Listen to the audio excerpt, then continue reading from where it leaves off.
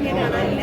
എല്ലാം സിനിമ എടുക്കണമെങ്കിൽ തന്നെ ഇതിൻ്റെ ഒരു കോസ്റ്റും ഇതിൻ്റെ ഇത്ര ആൾക്കാരുടെ ഒരു എഫേർട്ടും ഒക്കെ ഉണ്ട്. അതുകൊണ്ട് സിനിമകൾ എപ്പോഴും എന്നും ഒരുപോലെ തന്നെയാണ്. അപ്പം ഇതിൻ്റെ ഭാഗമാകാൻ പറ്റിയതിലും സന്തോഷമുണ്ട്.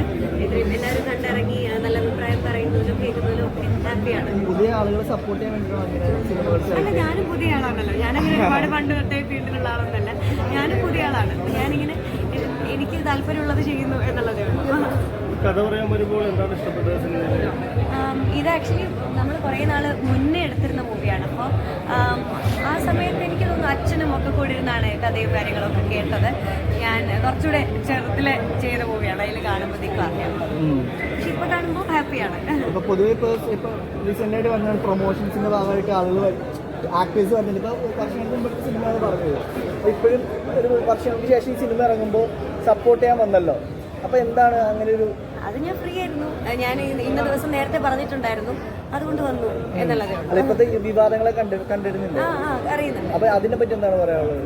അതിനെപ്പറ്റി പ്രത്യേകിച്ച് പറയാനൊന്നുമില്ല. എല്ലാവരുടെയും ഒരു സിനിമയിൽ അഭിനയിച്ച് കഴിയുമ്പോൾ ആർട്ടിസ്റ്റുകൾ സിനിമ ഇറങ്ങുന്ന അല്ലെങ്കിൽ സിനിമ ഇറങ്ങിയതിന് ശേഷം സപ്പോർട്ട് ചെയ്യണം. അതാ ഞാൻ ഇപ്പം നമുക്ക് ഒരു ഭാഗത്തിന്റെ പ്രതികരണം മാത്രമല്ലേ വന്നിട്ടുള്ളൂ. അത് കേൾക്കുമ്പോൾ നമുക്ക് വളരെ ജെനുവനായിട്ട് ഫീൽ ചെയ്യും. പക്ഷേ ഇപ്പം പറഞ്ഞിരിക്കുന്ന ആക്ടേഴ്സിന്റെ സൈഡിൽ നിന്നും ഒക്കെ ബാക്കി കാര്യങ്ങൾ വരട്ടെ, അവരുടെ കാര്യം നമ്മൾ കേട്ടിട്ടില്ലല്ലോ.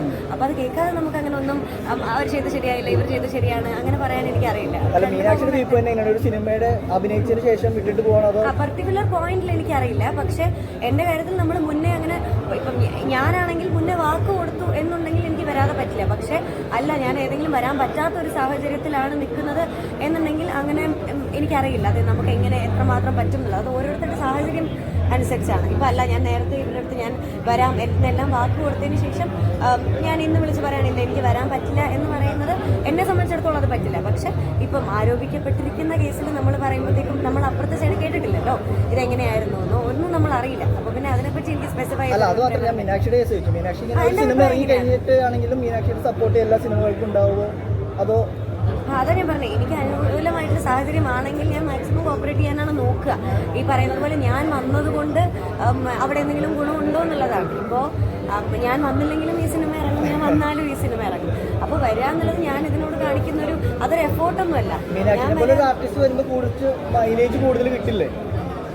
എന്നുള്ളതിലേക്കും സിനിമ നല്ലതാണെങ്കിൽ നല്ലവണ്ണം ഓടും എന്നുള്ളതാണ്. ഞാൻ വന്നതുകൊണ്ട് ഈ സിനിമ ഇന്ന് ചിലപ്പോൾ നിങ്ങൾക്ക് എല്ലാവർക്കും കുറേ വൈറ്റ് എടുക്കാൻ പറ്റുമായിരിക്കും. എന്ന് ഞാൻ ഇന്ന് വന്നു എന്ന് പറഞ്ഞുകൊണ്ട് കാലാകാലം ഈ സിനിമ തിയേറ്ററിൽ ഓടാനോ അങ്ങനെയൊന്നും പ്രത്യേകിച്ച് മാറ്റങ്ങളൊന്നും സംഭവിക്കാൻ പോകുന്നില്ലല്ലോ.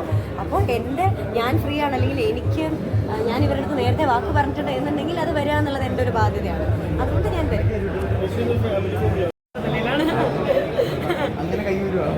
അല്ല, അത് എല്ലാവർക്കും അങ്ങനെ പറ്റും.